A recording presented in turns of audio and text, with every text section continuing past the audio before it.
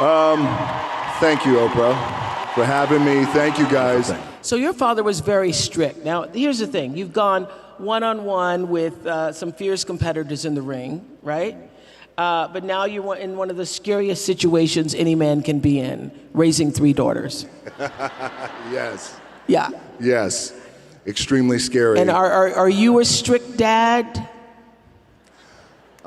I am. I'm not super strict, but discipline is important. Yeah. But also, you know, I'll go back to my dad. My dad loved me with the small capacity in which he was capable of. So I learned from that, and so with my daughters, I want to be as full and as present with the love that I give them. Present, so, yes. Yes. That's what we've been talking about. What do you want to make sure that they get that you didn't get? And it's so interesting when you have children, I've seen this from a lot of people, who you didn't get what you needed. You just didn't get what you needed because of what The Rock just said. Your parents didn't have the capacity to give it to you. And now that you're older, you have to learn to give that to yourself and to be able to give that to your children in a way that you don't carry on what was done to you. So what is it you want your daughters to know about the way you love them? I want my daughters to know that I love them unconditionally, truly unconditionally, without condition. And I have a daughter who's 18 years old. Her name is Simone. Jasmine, who just turned 4. Tiana. Baby Tiana, thank you, who is getting ready to turn 2. And I am, as I told my 18-year-old daughter, Simone, I said, I love you. I'm going to tell you I love you every day. I'm going to text you I love you. So you're one of those say the words out loud. Yes, because I didn't get that. And Yeah. I will look at you, I love you, and I'm going to text you. But I also told her, I'm unattached. You don't even have to text me back, right? You could text me back, it's fine, but you don't have to. Like, it's okay. It's without condition. It's unconditional love. And I also want to teach my daughters the value of hard work. More importantly, I want to teach my daughters the value of being kind and how important that is. Well, you know, I read that your father, you used to watch him in training, and he would say, if I'm going to get up at 6 a.m., you're going to get up at 6 a.m. So what do you think you got the most from him? Was it your work ethic? What was it? It was definitely my work ethic. My dad was a man who against the odds, made it. But he would get up at usually 5:30 in the morning, and he would say, if I get up, you're going to get up too. He would drag me to the gym. And by the way, I'm 5 years old, and he would drag me to the gym. Yes. And I wouldn't work out, but he would just make sure that I was there and be with him, and that was our time that we could spend together. But I would say my work ethic from my dad always said too that regardless of what you do in life and where you go, respect is going to be given when it's earned, and you have to go out and earn it every single day. Yeah. So your dad taught you a lot. I wonder, what have your daughters taught you? My daughters taught me how to be, I think, more caring and more sensitive and more selfless. Yeah. Were you there for all of them when they were born? I was right there. Right there. I mean, right there. Yeah. Yes. I mean, you were right there. I was right there, yes. And bring it on. I mean, this is our moment, yes. Yeah, yeah. And is that a life-changing moment when that happens for you? It's the greatest thing that I have ever experienced in my life. And it gave me such a profound respect for my baby's mamas. I have 2. I was once married, and now I'm happily married. Lauren is back there. We've known each other for 13 years now, but I have. It has been the most profound experience of my life, because also too, you know, when you meet as a man, you meet someone, you meet a woman, and this is going to be the one, and you want to get married. And my first marriage didn't work out, but then the birth of a child and what that does, and the lens perspective that just shifts, and it just gives me a new profound respect for, again, their moms. So it didn't work out with the marriage, but then she became your business partner, your first marriage. She did, yes, Yeah. yes. And you still are. We still are. So my ex-wife, Danny, the marriage didn't work out, and it was just one of those things where it wasn't an ugly divorce. It was just, marriage wasn't in our cards. We're great friends. Marriage wasn't in our cards, but we had but we both had an appetite for business and to accomplish things. And we thought, well, what if we continued to do business together? And do you think we can? And it felt like it was like we could make something happen, and we did. I know you didn't grow up with a lot of money, and I read the story about when I think you were around 15 and there was an eviction notice on the door, and how that made a big impression on you, right? It did. Now, yes. Now, you're one of the highest paid actors in the world. Oh, thank you. I do all right, thank you. You do all right. And does that title, the sexiest man alive, the highest paid in the what do those titles mean, if anything?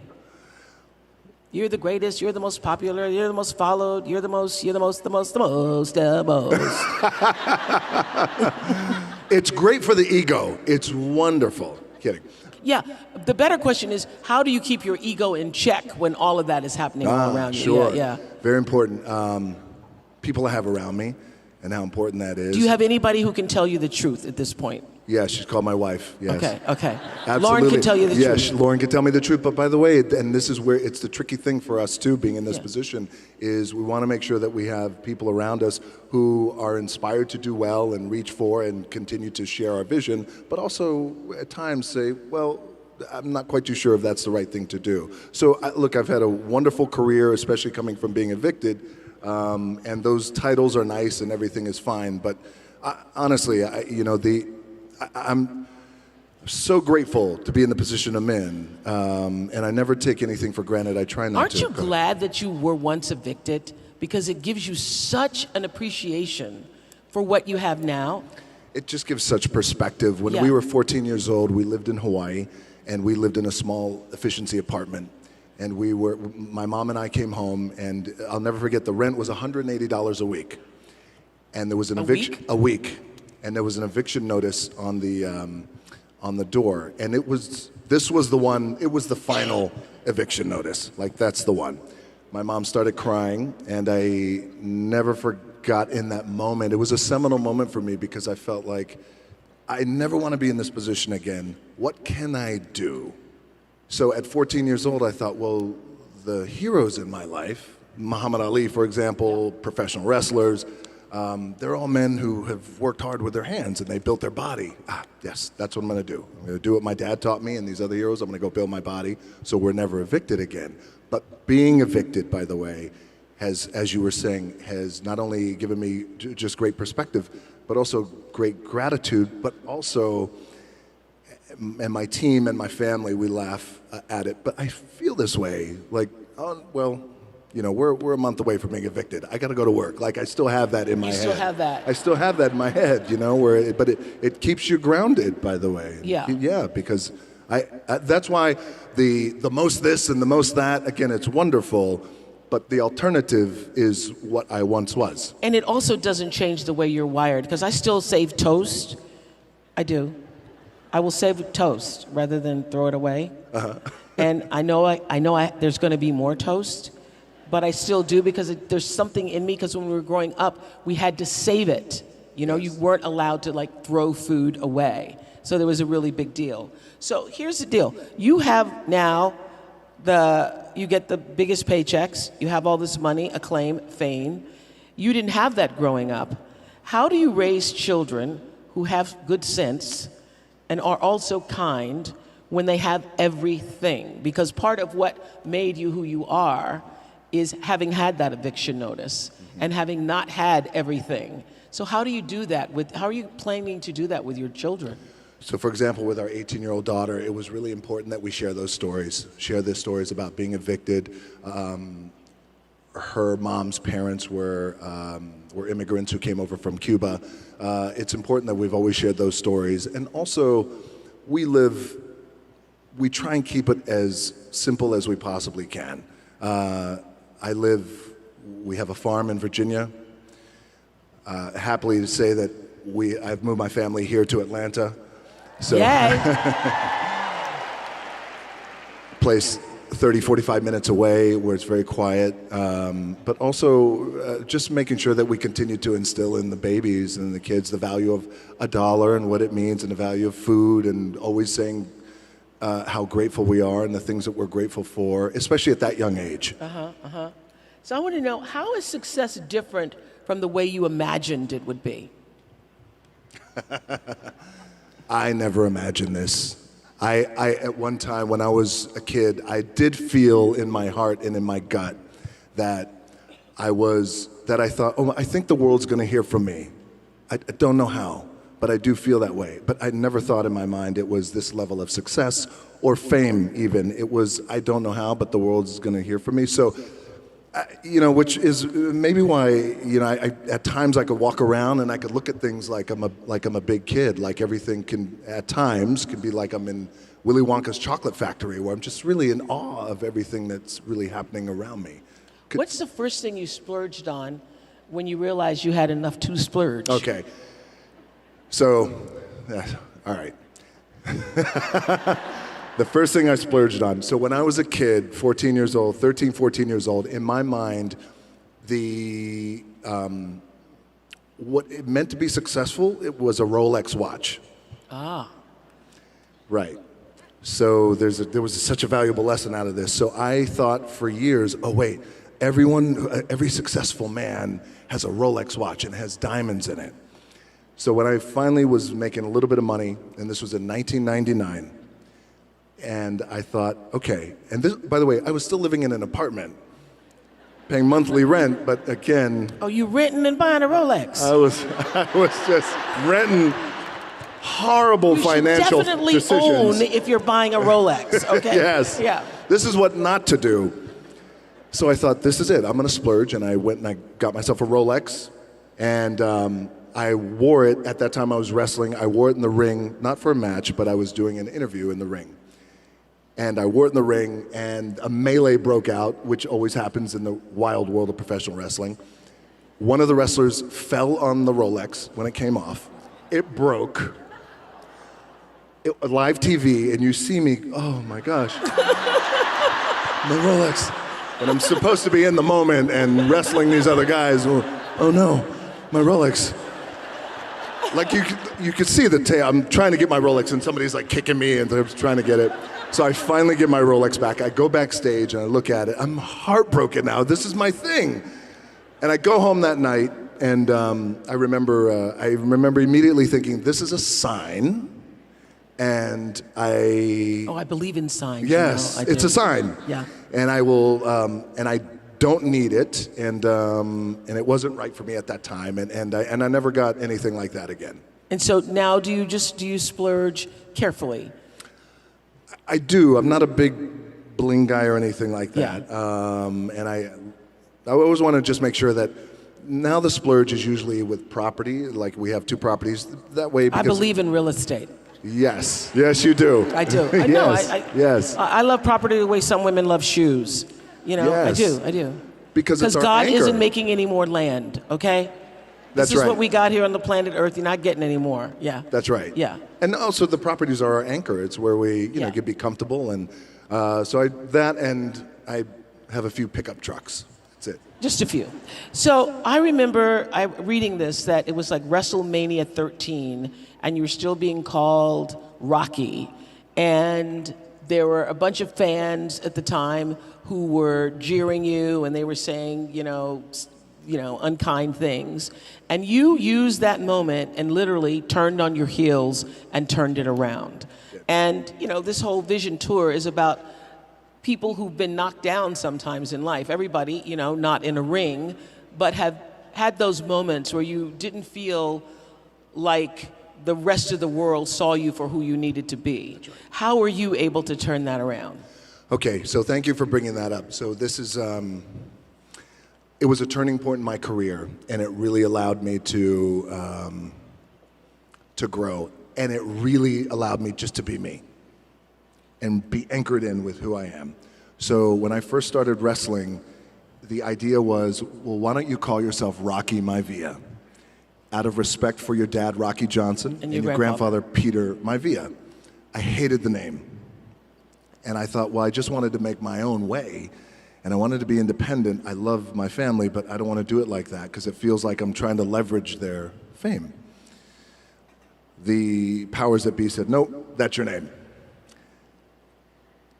I was also told, well, when you go out and you wrestle, you have to smile. I want you to smile big. This is in the WWE. Why are you smiling if you don't beat Because, people up? well, the idea was I was a rookie in the wrestling business. I was what's called, the wrestling business has a term called babyface, which is a good guy. I was being groomed as a good guy wrestler. Young, the idea was you're grateful. Grateful for the opportunity, so when you go out there, I want you to smile. You can't smile enough. And I thought, well, what if I lose? No. Yes, exactly. Yeah. Still got to smile. And Yeah. it just didn't feel right. That didn't sit right with me. So a few months later, the company made me the Intercontinental Champion. And then a month later, we go into the annual biggest event. It's like the Super Bowl of wrestling, WrestleMania. And it was WrestleMania 13. By the time I got to Chicago, WrestleMania, 16,000 people in the middle of the ring. When I was in the ring, and I'm supposed to be a good guy, and you're supposed to cheer me, 16,000 people were chanting, "Rocky sucks." Thank you for laughing, a few of you. But it was... Can you hear the word sucks clearly when you're on the mat? Rocky sucks. Yes. Yeah, Rocky sucks. There's a reverb that happens in the arena. And when in unison, not good. one person, you suck. Yeah. 16,000. And I remember laying there in the ring, and the referee said to me, "Don't listen to him." And it was crippling for me. Yeah. But so then, at that time, the powers that be thought, this isn't going to work, and for whatever reason, people are not liking you and they're not connecting with you. And so in that moment, it was very defining, because I asked then if I could just be myself. And if I could go out there, and if I can speak to the crowd, and if I could just be myself and be authentic, and if I don't want to smile, I don't smile. If I want to laugh, I laugh. If I want to sing, I sing. Whatever it is, I just want to be me. Can I have that for 1 minute of live TV time? Powers that be at that time, Vince McMahon, said, "You got it." So on Raw, live TV, I grabbed a microphone and I said, I may be a lot of things, but sucks isn't one of them. And I said something to the effect of, basically, it's not a this thing, it's not a that thing, it's a me being myself thing. And before you know it, I guess the moral of this story is the importance and the power of finding your identity and being true to who you are. Even in that wild world of pro wrestling, it still applies to everyone in the room, and how powerful that could be, because it was a true shift and click moment. And I never looked back, and I became, fortunately, the biggest draw that the business has ever seen. Wow. You know, I was talking earlier about intention, and you have acquired and continue to acquire a lot as you're continuing to build $7. What is the purest, highest, truest intention behind it all? Because I know at the end of the day, it isn't all about fame. No. And it isn't all about making money. So the reason why you want to continue to grow and succeed is what? To create an amazing experience for people. And that's important to me, because that's an opportunity that I have to give joy and help, whether it transform or a movie or a thing or whatever it is. Like, that's the audience's experience. Audience experience is something that's deeply personal to me. And I think that goes back to when so before the bright lights of the WWE, I was wrestling in a small wrestling company. I would wrestle in flea markets and used car dealerships. You put a ring in the used car dealership in the parking lot. But the reason why I bring that up, and state fairs, but there was an intimacy there. And even at that level, it was always about, well, how can I send the audience home happy and make people feel good? And by the way, I also feel like if you're in a position to make people feel good, that is such a powerful thing. Yeah. It's such a powerful thing. I know we did you for Masterclass for OWN, and something you said there really stuck with me, that the most powerful thing you can ever do is to be yourself. Be yourself. Yeah. Yes. And you were talking about that earlier, about that moment that you Yes. learned to be authentic is when everything changed. That's when everything changed. It's like a shift and click moment for me, when I realized there's great power in being myself, same thing for all of us. But I believe it's the most powerful thing that we could be. It's easier said than done, because I struggled for a long time trying to figure out, well, what's my identity and who am I? And for example, when I got to Hollywood, the very first time I got to Hollywood in the early 2000s, I was told, again, well, if you want to be a star, then maybe you shouldn't talk about wrestling, maybe you shouldn't go to the gym as much, maybe you shouldn't raise your silly eyebrow, and there was a lot of things like that. And when you don't know, you buy into it. And so I thought, okay, well maybe, so don't call yourself The Rock. Okay, so I went through that entire process for years trying to figure out who I was. And then when you look back on my earlier career, the films I was doing, they were good, but just not, like, oh, that's how I like to see him because he is his true authentic self. And have you had a sweet revenge moment? Yeah, who sucks now, huh? No. Yeah. One of those. One of yeah. those. Yes. It was, okay, so at this time when I felt like, okay, I really need to make a change in my career. I need to be me, and I want to have the kind of career that is a global career. And I said, I'm not quite too sure how we're going to do it, but I need you to buy into the vision with me, and I'm willing to put in the work with my own two hands. As I was telling my agency at that time in Hollywood. And they all looked at me like I had three heads, and they thought, well, we just don't. They thought, okay, sure, kind of placating me. And then eventually I left them and then decided, you know what? My name is The Rock, and I come from the world of professional wrestling, and I look the way I look, and I talk the way I talk, and I love to work out, and you know what? This is who I'm going to be. And then here I am today. So for those who said, we don't get it, kind of sweet revenge. So you posted on Instagram in November, joy and hope cost nothing. Remember this? Yes. And yet, it's the most powerful gift that we can all give, and that's the real magic to life. So after everything that you've been through, particularly this past week, what are you now most grateful for today? I'm most grateful for life. I'm most grateful for an opportunity. I'm most grateful for my family. Gratitude is a big thing with me. I mean, it is truly my anchor. Yeah. Yes, mine too. you too, right? Religion. It's my anchor, and I wake up with a heart full of gratitude. And even in death, and even when things don't go right, and even though I didn't make it to the NFL, me making it to the NFL was the best thing that never happened. Yes.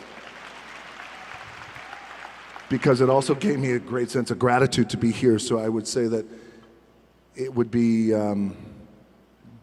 and also I want to tell you, and I'll tell you this, Oprah, and I want to tell you guys, like I was so excited to come here and do this with you and share a little bit of my story and background and any kind of wisdom that I have learned over the years to share with you guys. But I want you to know that, especially this week of just, laying my dad to rest, I needed this from you. And I thank you, truly.